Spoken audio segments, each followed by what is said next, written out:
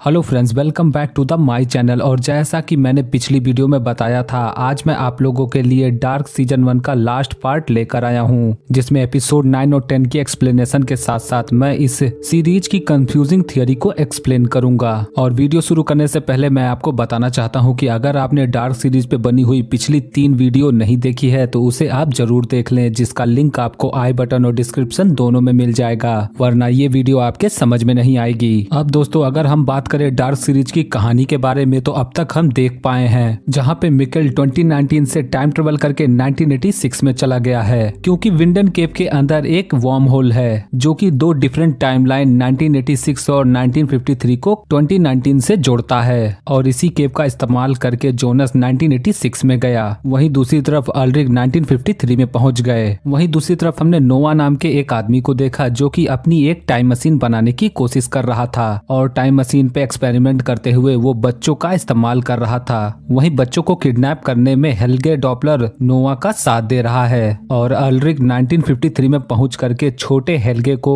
Cabin के अंदर मरता छोड़ करके भाग चुके हैं। वहीं एपिसोड 8 के लास्ट सीन में हमने एक बूढ़ी औरत को देखा था जो कि फ्यूचर में 2052 में थी। तो चलिए अब शुरू करते हैं आज की वीडियो को। अब एपिसोड 9 की शुरुआत 1953 में होती है, जहां पे हम ग्रेटा को देखते हैं जो कि हेल्गे को ढूंढ रही थी। वहीं अगले ही सीन में हम बर्न डॉपलर को देखते हैं जो कि पुलिस को कंप्लेन करते हैं ताकि वो हेल्गे को ढूंढ सके। और अब ये बात सुनने के बाद ईगॉन को अल्ड्रिक के ऊपर शक हो जाता है, क्योंकि अल्ड्रिक ईगॉन से उन 2 डेड बॉडीज के बारे में पूछ रहा था जो कि पावर प्लांट के कंस्ट्रक्शन साइट पे उन्हें मिली थी। और अल्ड्रिक हेल्गे के बारे में भी पूछ रहा था। और अब अगले ही सीन में हम नोवा को देखते हैं जो कि 1953 में ग्रेटा डॉपलर से मिलता है, जो कि दिखने में एकदम सेम लग रहा था।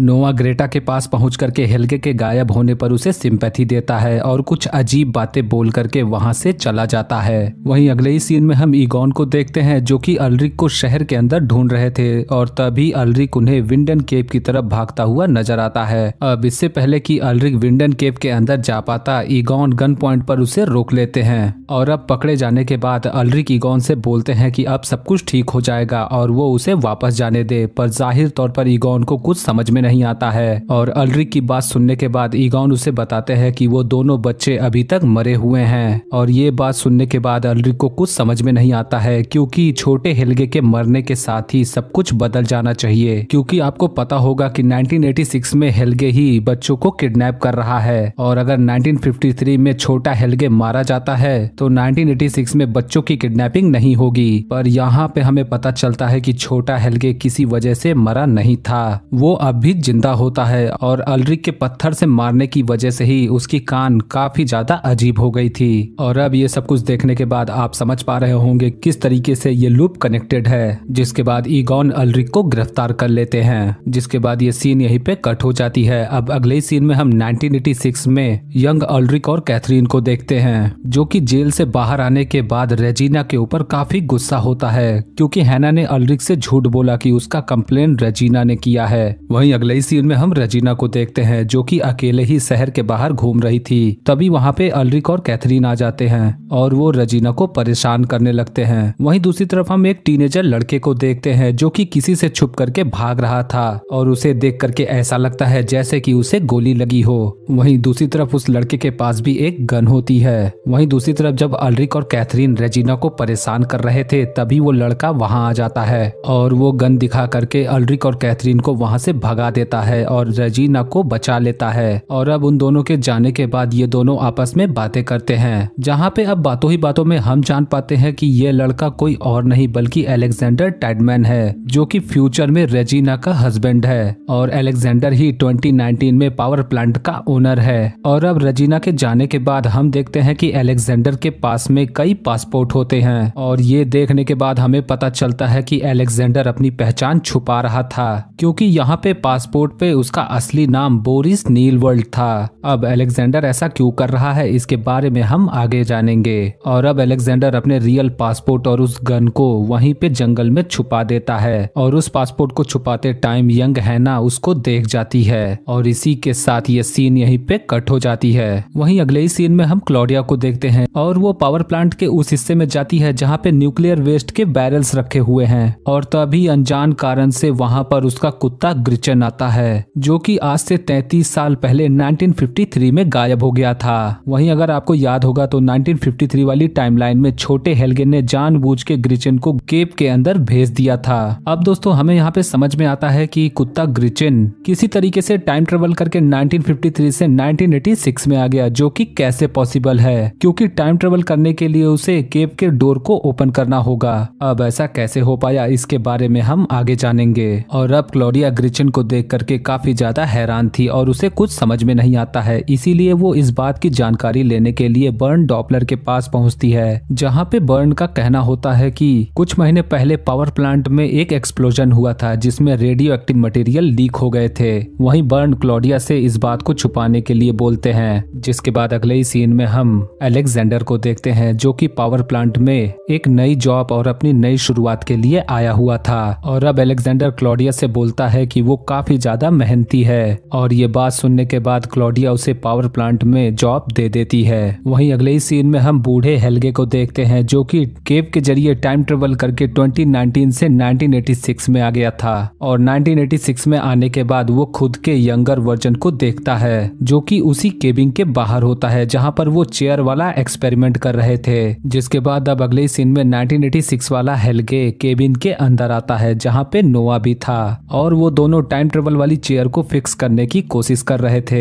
और उसी दौरान नोआ की नजर हेल्गे के ऊपर पड़ती है, जो कि काफी ज्यादा उदास था। और अब नोआ के पूछने के बाद हेल्गे बताता है कि ये सब कुछ गलत हो रहा है। और अब ये बात सुन करके हम जान पाते हैं कि हेल्गे को बुरा लग रहा था, क्योंकि उनके एक्सपेरिमेंट की वजह से कुछ मासूम बच्चे मारे जा रहे थे। और अब नोआ हेल्गे की ये बात सुनने के बाद बताता है कि उन्हें हार नहीं माननी चाहिए और हमें सब कुछ ठीक करने के लिए सेक्रीफाइस देना होगा। नोआ यहाँ पे हेल्गे को बताता है कि वो इस दुनिया से दुख और तकलीफ को खत्म करना चाहता है, और वो इस पूरी टाइमलाइन को लीनियर वे में सेट करना चाहता है। वहीं अगले ही सीन में हम 2019 में बूढ़ी क्लॉडिया को देखते हैं, जो कि 2052 से टाइम ट्रेवल करके 2019 में आकर के बार्थोस से मिलती है। और अब जाहिर तौर पर बार्थोस उसे देख करके काफी हैरान होता है, क्योंकि यहाँ पे बार्थोस बताता है कि उसकी ग्रैंडमदर कई साल पहले मर चुकी हैं। वहीं बूढ़ी क्लॉडिया उसे बताती है कि उसने अपनी जिंदगी में काफी सारी गलतियां की हैं, और अब वो उन सभी गलतियों को ठीक करने की कोशिश कर रही है। और इतना बोलने के बाद वो वहाँ से चली जाती है।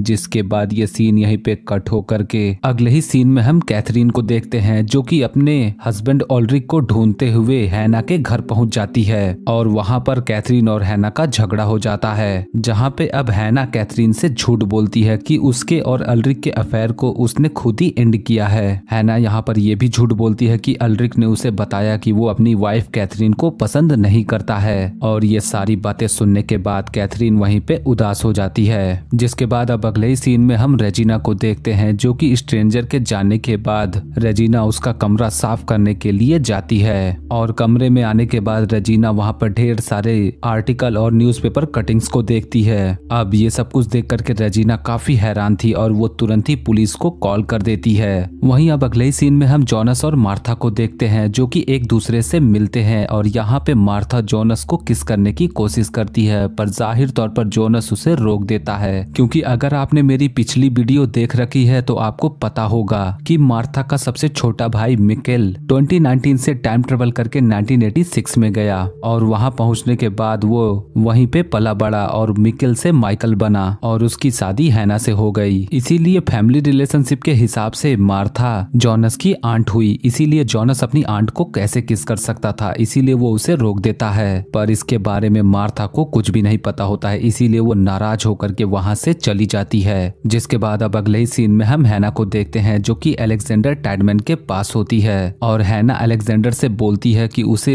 अल्ड्रिक को जानबूझ करके फंसा करके उसे बर्बाद करना होगा, और अगर अलेक्जेंडर ऐसा नहीं करता है तो हैना उसकी रियल आइडेंटिटी के बारे में पुलिस को बता देगी। जहाँ पे हैना का कहना होता है कि उसे सब कुछ पता है कि उसका असली नाम बोरिस नीलवर्ल्ड है। और अब हम यहाँ पे जान पाते हैं कि 1986 में यंग हैना ने जब अलेक्जेंडर को पासपोर्ट छुपाते हुए देख लिया, तब उसने वो पासपोर्ट वहाँ से चुरा लिया, और उसी की वजह से वो अलेक्जेंडर को आज ब्लैकमेल कर रही थी। वहीं दूसरी तरफ हैना का ये भी कहना होता है कि उसे एक और सच्चाई पता है, जहाँ पर अलेक्जेंडर ने ही न्यूक्लियर वेस्ट के बैरल्स को एक ट्रक में रख करके वहाँ से खाली करवाया था।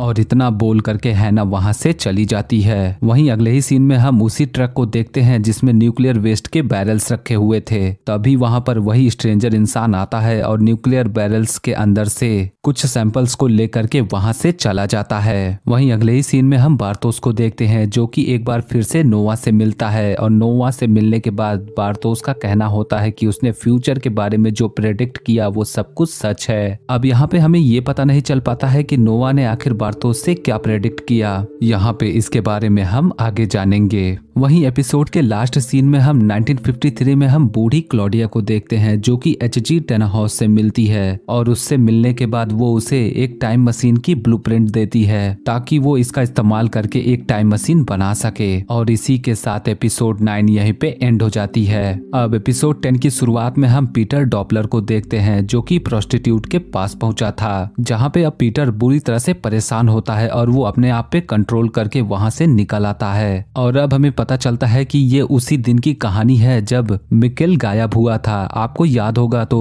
पीटर और ट्रॉन्टे अपनी फैमिली से कुछ छुपा रहे थे और अब हमें वही स्टोरी पता चलेगी। अब पीटर वहां से निकल करके तुरंत ही अपनी अंडरग्राउंड केबिन में आ जाता है, जहां पर वो उसी केबिन में बैठ करके भगवान से प्रे कर रहा होता है ताकि उसके दिमाग में दोबारा ऐसे ख्याल ना आए। अब ये सब कुछ चल ही रहा था कि तभी अचानक से उसी केबिन के अंदर एक वर्म होल खुलता है और उसके अंदर से मैट्स निल्सन की बॉडी नीचे गिर जाती है। अब जाहिर तौर पर पीटर ये सब कुछ देख करके काफी हैरान होता है। वहीं पीटर मैट्स की स्कूल आईडी से उसे पहचान लेता है, जिसके तुरंत बाद वो ट्रॉन्टे को बुला करके ये सब कुछ बताता है। जहाँ पे अब ट्रॉन्टे को इसके बारे में जब पता चलता है तब वो हैरान हो जाता है कि आखिर ऐसा कैसे हो सकता है। अब ये दोनों आपस में बात कर ही रहे थे कि तभी वहाँ पे बूढ़ी क्लॉडिया आ जाती है जो कि 2052 से टाइम ट्रेवल करके 2019 में आई थी और वहाँ आकर के वो पीटर और ट्रॉन्टे को बताती है कि ऐसे बहुत सारे राज हैं जिसके बारे में उन्हें नहीं पता। और इतना बोलने के बाद क्लॉडिया बताती है कि उन्हें मैट्स की बॉडी को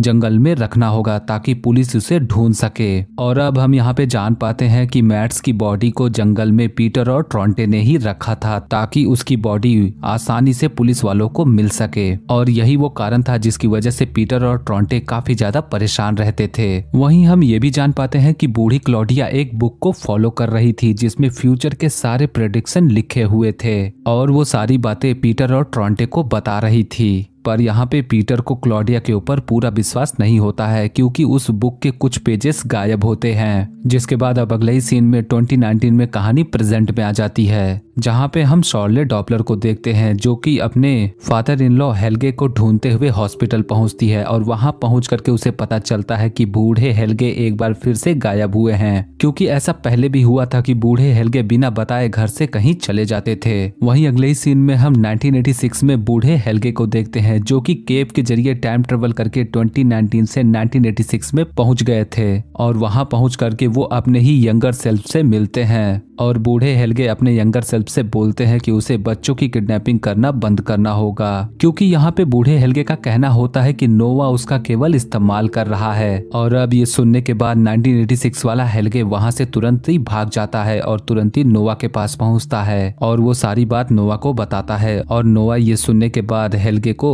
एक बार फिर से मिसगाइड करता है और नोवा की बात सुनने के बाद हेल्गे उसकी बात मान जाता है। और अब यहाँ पे हेल्गे नोवा से सवाल करता है कि आगे वो किसे किडनैप करने वाले हैं, जिसमें नोवा जोनस का नाम लेता है। जिसके बाद अब अगले ही सीन में कहानी 2019 में शॉर्ले की तरफ मुड़ जाती है जो कि अपनी ग्रैंडपा हेल्गे को ढूंढ रही थी और अब वो पीटर के पास कॉल करके पूछती है कि हेल्गे कहाँ पर है। और अब पीटर का कहना होता है कि उसे इसके बारे में कुछ भी नहीं पता है। पर यहाँ पे पीटर शॉर्ले को बताते हैं कि 1953 में हेल्गे एक बार गायब हुए थे। और अब इतना जानने के बाद शॉर्ले तुरंत ही 1953 वाले हेल्गे की फाइल चेक करती है और उस केस फाइल में उसे एक न्यूज़पेपर मिलती है जिसमें अल्ड्रिक की तस्वीर थी और उस पेपर में लिखा हुआ था कि 1953 में जो बच्चे मारे गए उसमें अल्ड्रिक का हाथ था। शॉर्ले अल्ड्रिक की फोटो 1953 में देख करके काफी ज्यादा हैरान थी और अब वो कुछ चीजों को समझ पा रही थी कि यहाँ से लोग किसी तरह से टाइम ट्रेवल करके अलग अलग टाइमलाइन में जा रहे हैं और ये सारी चीजें एक लूप में कनेक्टेड हैं जो कि बार बार रिपीट हो रही हैं। और अब अगले सीन में हम जॉनस को देखते हैं जो कि अपनी दादी आइनस के पास पहुंचा था और अब जोनस आइनस से अपनी पिता के बारे में पूछता है, जहाँ पे आइनस का कहना होता है कि वो जब उसे बचपन में मिला था तब वो बार बार कह रहा था कि वो फ्यूचर से आया है, पर उन्होंने कभी भी उसका विश्वास नहीं किया। और इतना बोलने के बाद आइनस उसे वही लेटर दिखाती है जो कि माइकल ने मरने से पहले लिखा था। अब ये देख करके जोनस काफी ज्यादा हैरान था, क्योंकि उसने अपने ही हाथों से इस लेटर को जलाया था। तो ये लेटर आइनस के पास कहाँ से आया, अब यहाँ पे ऐसा कैसे हुआ, इसके बारे में मैं आगे बताऊंगा। यहाँ पे उसकी दादी आइनस का कहना होता है कि जो बीत गया वो बीत गया, और अब जोनस को आने वाले फ्यूचर के बारे में सोचना चाहिए। पर जाहिर तौर पर जोनस इस बात को नहीं मानता है और वो अपनी दादी आइनस से बोलता है कि वो खुद एक गलती है, जहाँ पर उसका पैदा होना ही सही नहीं है। इसीलिए वो तय करता है कि वो एक बार फिर से 1986 में जाएगा और मिक्केल को वापस ले आएगा, ताकि सब कुछ एक लीनियर वे में सेट हो जाए। जिसके बाद अब अगले ही सीन में हम 1986 में स्ट्रेंजर को देखते हैं, जो कि एच.जी. टेनाहॉस के पास पहुंचा था, और वहां पहुंच करके वो अपनी टाइम मशीन देखता है, जहां पे इस वक्त तक टेनाहॉस के पास 2 टाइम मशीन थी जो कि अलग अलग टाइमलाइन से थी। और इस टाइमलाइन के बारे में टेनाहॉस स्ट्रेंजर को बताते हैं कि ये ऐसी सिचुएशन है जिसमें बिगिनिंग और एंड दोनों एक साथ हैं, क्योंकि यहाँ पे टाइम मशीन केवल एक ही है और दूसरी टाइम मशीन फ्यूचर से आई हुई टाइम मशीन है, जो कि डिफरेंट टाइमलाइन से है, जिसे हम बूट स्ट्रैप पैराडॉक्स बोलते हैं। और इस पैराडॉक्स के बारे में टेनाहॉस स्ट्रेंजर को बताते हैं, जहाँ पे टेनाहॉस का कहना होता है कि इस पैराडॉक्स में हम किसी भी चीज की ओरिजिन का पता नहीं कर सकते हैं कि आखिर वो कब आई, जैसे कि एक फेमस सवाल कि पहले मुर्गी आई या पहले अंडा आया। क्योंकि अगर आप कहानी को ध्यान से देखेंगे तो जैसा कि हम जानते हैं कि 1953 में बूढ़ी क्लॉडिया ने टेनाहॉस को टाइम मशीन की ब्लूप्रिंट दी, जिसके जरिए टेनाहॉस एक टाइम मशीन बना पाए, पर वो उस टाइम मशीन को पूरा कंप्लीट नहीं कर पाए। लेकिन स्ट्रेंजर द्वारा भविष्य से लाई हुई टाइम मशीन देखने के बाद टेनाहॉस अपनी टाइम मशीन को बना पाए, यानी कि टेनाहॉस अपने ही फ्यूचर वर्जन वाली टाइम मशीन को देख करके अपनी प्रेजेंट टाइम मशीन को बना पाए। और यही कारण था कि यहाँ पे हमें एक ही टाइम में 2 टाइम मशीन दिखाई जाती है, जो कि डिफरेंट टाइमलाइन से होती है। अब यहाँ पे स्ट्रेंजर उस टाइम मशीन को स्टार्ट करने के लिए उसी मटेरियल का यूज करता है जिसे उसने बैरल से चुराया था। अब टेनाहॉस ये देख करके स्ट्रेंजर से पूछता है कि आखिर ये मटेरियल क्या है, जिसपे स्ट्रेंजर का कहना होता है कि ये CS-137 है, जो कि सीजियम का एक सिंथेटिक वर्जन है, जिसे टाइम मशीन में लगाने के बाद टाइम मशीन एक हिग्स फील्ड क्रिएट करता है, जिससे सीजियम का मास इंक्रीज होकर के इम्प्लोड होता है, जिसकी वजह से एक ब्लैक होल अपीयर होता है। अब यहाँ पे ये चीज काफी ज्यादा साइंटिफिक है, इसीलिए मैं इसके ज्यादा डीप नहीं जाऊंगा। जिसके बाद ये सीन यहीं पे कट होकर के 1986 में जोनस की तरफ मुड़ जाती है, जो कि विंटन केव से टाइम ट्रेवल करके 2019 से 1986 में आ गया था, ताकि वो मिकेल को फिर से 2019 में ले जा सके। अब वहां पहुंच करके जोनस तुरंत ही हॉस्पिटल जाता है, जहाँ पे मिकेल एडमिट था। और अब हॉस्पिटल पहुंचने के बाद जैसे ही वो मिकेल के केबिन में आता है, तब वहाँ पे मिकेल नहीं होता है, बल्कि वहाँ पे नोवा बैठा था, जो कि जोनस को देख करके बोलता है कि अब वक्त हो गया है। और इतना बोलने के बाद ही 1986 वाला हेल्गे जोनस के ऊपर हमला करके उसे बेहोश कर देता है। और अब अगले ही सीन में जब जोनस होश में आता है, तब वो देखता है कि वो उसी ब्लू रूम में बंद होता है, जिसमें वो चेयर वाला टाइम मशीन होता है। और अब जोनस वहाँ से बाहर निकलने के लिए दरवाजे को खोलने की कोशिश करता है, पर तभी वहाँ पे स्ट्रेंजर आ जाता है। अब यहाँ पे स्ट्रेंजर जोनस को बताता है कि उसे नोवा ने यहाँ पे बंद किया है, और इस कमरे में जो चेयर है वो एक टाइम मशीन है। यहाँ पे स्ट्रेंजर का कहना होता है कि विंडन केव इस केबिन के ठीक नीचे बना हुआ है, और जब विंडन केव के दरवाजे को खोला जाता है तब वहाँ की एनर्जी इस चेयर से फ्लो होती है, जिसके जरिए कोई भी टाइम ट्रेवल कर सकता है। यहाँ पे स्ट्रेंजर का कहना होता है कि जोनस आज जो चीजें एक्सपीरियंस कर रहा है वो पहले ही उन सब चीजों को एक्सपीरियंस कर चुका है। और अब ये बात सुनने के बाद जोनस उससे पूछता है कि वो आखिर है कौन। और अब स्ट्रेंजर बताता है कि वो कोई और नहीं बल्कि जोनस खुद है, यानी कि ये स्ट्रेंजर इंसान कोई और नहीं बल्कि जोनस खुद है, जो कि फ्यूचर से टाइम ट्रेवल करके यहाँ आया है। और अब ये बात सुनने के बाद हम समझ पाते हैं कि यही वो कारण है जहाँ स्ट्रेंजर ने जोनस को वो लेटर दिया जो कि उसके पिता ने लिखा था, क्योंकि अगर आपको मालूम होगा तो जोनस ने उस लेटर को जला दिया था जो कि उसे स्ट्रेंजर ने दिया था। पर यहाँ पे वही सेम लेटर जोनस की दादी आइनस के पास पहले से मौजूद था, जो कि उसने जोनस को दिया। और अब हम यहाँ पे समझ पाते हैं कि जोनस उस लेटर को लेने के बाद 33 साल तक अपने पास रखेगा और एक समय ऐसा आएगा जब वो भी फ्यूचर से टाइम ट्रेवल करके पास्ट में आकर के खुद को ही वो लेटर देगा, जैसा कि हमने इसके पिछले पार्ट में देखा था।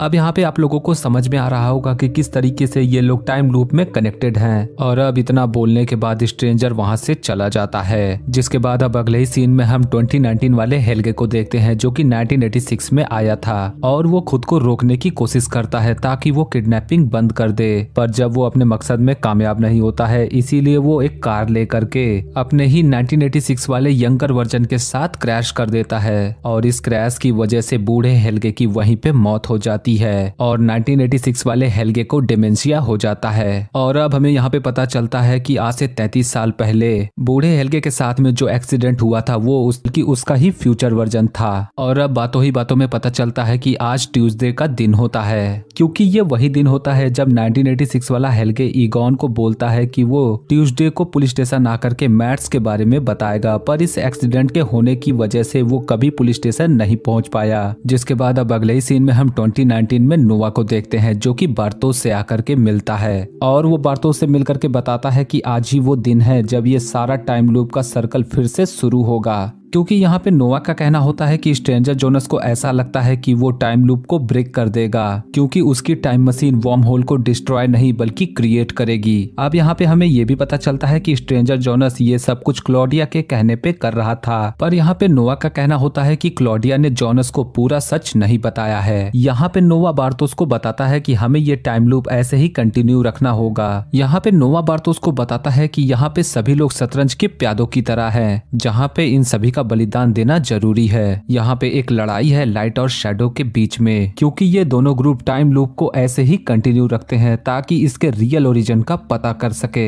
यहाँ पे नोवा का कहना होता है कि नोवा लाइट को रिप्रेजेंट करता है, पर उसका काम डार्क नेचर का है। और अगर आप ध्यान देंगे तो स्ट्रेंजर जोनस ने जाने से पहले जोनस को भी यही बताया था कि मिकेल इस टाइम लूप का एक छोटा सा हिस्सा है, आगे और भी कई भयानक चीजें होने वाली हैं। वहीं नोवा बार्तोस को अपनी दादी क्लॉडिया के ऊपर भरोसा करने से मना करता है, जिसके बाद ये सीन यहीं पे कट हो जाती है। वहीं अगले ही सीन में हम स्ट्रेंजर जोनस को देखते हैं, जहाँ पे वो केव के अंदर आकर के टाइम मशीन को स्टार्ट करता है। इस टाइम मशीन के स्टार्ट होते ही हमें तीनों टाइमलाइन 1953, 1986 और 2019 की झलक दिखाई जाती है, जिसमें हर टाइमलाइन में लाइट्स फ्लिकर कर रहे थे। और ऐसा होने के बाद ही वहाँ पर आसमान में एक ब्लैक होल क्रिएट होता है। वहीं अगले ही सीन में हम जोनस को देखते हैं, जो कि केबिन के अंदर फंसा हुआ था और उस टाइम मशीन के स्टार्ट होने की वजह से वहां पर एक वर्म होल क्रिएट होती है। और जब जोनस उस वर्म होल के अंदर देखता है तब उसे 1953 वाला हेल्गे दिखाई देता है, जो कि उसी केबिन के अंदर फंसा था। और अब ये देखने के बाद जैसे ही हेल्गे और जोनस एक दूसरे को टच करते हैं, 1953 वाला हेल्गे 1986 में आ जाता है। वहीं जोनस एक अननोन टाइमलाइन में पहुंच जाता है और ये टाइमलाइन थी फ्यूचर में 2052, जहां पे उस केबिन के अंदर सभी कैरेक्टर्स की फोटो लगी हुई थी। जोनस तुरंत ही उस केबिन के अंदर से बाहर आता है और बाहर आने के बाद जोनस देखता है कि पूरा विंडन शहर अब तबाह हो चुका है। अब इससे पहले कि जोनस कुछ समझ पाता तभी वहां पर कुछ लोग आ जाते हैं और अब देखते ही देखते एक लड़की जोनस को नॉकडाउन करती है और बोलती है वेलकम टू द फ्यूचर। और इसी के साथ डार्क सीजन 1 यहीं पे एंड हो जाती है। तो दोस्तों अब बात करते हैं इस सीरीज की कंफ्यूजिंग थियरी के बारे में, जहाँ पे आप सभी को पता है कि ये सीरीज काफी ज्यादा कंफ्यूजिंग है। वहीं इस सीरीज में कई ऐसे सवाल हैं जिसके जवाब आपको इस सीरीज के सीजन 2 की वीडियोस में ही मिलेगा। तो जैसा कि हम इस सीरीज को देखने के बाद समझ पाए हैं कि इस सीरीज के सभी कैरेक्टर्स कहीं ना कहीं एक टाइम लूप में फंसे हुए हैं, जो कि जाने अनजाने इस टाइम लूप से बाहर निकलने की कोशिश करते हैं, पर इस टाइम लूप से बाहर निकलने की कोशिश में वो खुद ही उस रियलिटी का हिस्सा बन जाते हैं। वहीं हम ये भी देख पाते हैं कि इस सीरीज के सभी कैरेक्टर्स के फ्यूचर वर्जन्स पास्ट में आकर के अपने ही यंगर वर्जन को मैनिपुलेट करते हैं ताकि वो इस टाइम लूप को लगातार कंटिन्यू रख सके। अब आखिर ऐसा वो लोग क्यों करते हैं, इसके बारे में भी हमें सीजन 2 और 3 में पता चलेगा। वहीं सीजन 2 की वीडियो में हम जान पाएंगे कि नोआ आखिर किस टाइमलाइन से है और सिगमंडस क्रिएटस एस्ट और हर्मेटिका से इसका क्या कनेक्शन है। वहीं दूसरी तरफ मिकेल और क्लॉडिया का कुत्ता ग्रिचन केव के जरिए टाइम ट्रेवल कैसे कर पाया, इसके बारे में भी हम सीजन 2 में जानेंगे। वहीं आखिरी में सबसे इम्पोर्टेंट सवाल कि आखिर वो बुक किसकी है जिसमें वो सारे प्रेडिक्शन लिखे हुए हुए हैं जिसे हमने इस सीरीज में होते हुए देखा।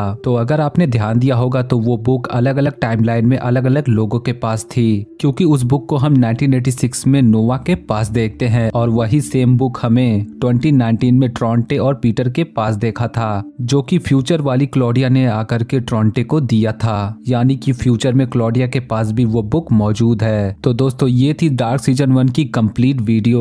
उम्मीद करता हूँ कि आपको ये वीडियो पसंद आई होगी। वीडियो अच्छी लगी हो तो वीडियो को लाइक और चैनल को सब्सक्राइब जरूर करें, क्योंकि इस सीरीज का सीजन 2 काफी ज्यादा इंटरेस्टिंग है। और अगर आप उसे मिस नहीं करना चाहते हैं तो हमारे चैनल को जरूर सब्सक्राइब करें, क्योंकि मैं पूरी कोशिश करूंगा कि मैं सीजन 2 की सारी वीडियोस को जल्द से जल्द ला सकूं। और आज की वीडियो में बस इतना ही। वीडियो अच्छा लगे तो वीडियो को लाइक और शेयर जरूर करें और आने वाली वीडियोस की नोटिफिकेशन पाने के लिए हमारे चैनल को जरूर सब्सक्राइब करें। मिलूंगा आपसे अगली वीडियो में, तब तक के लिए गुड लक।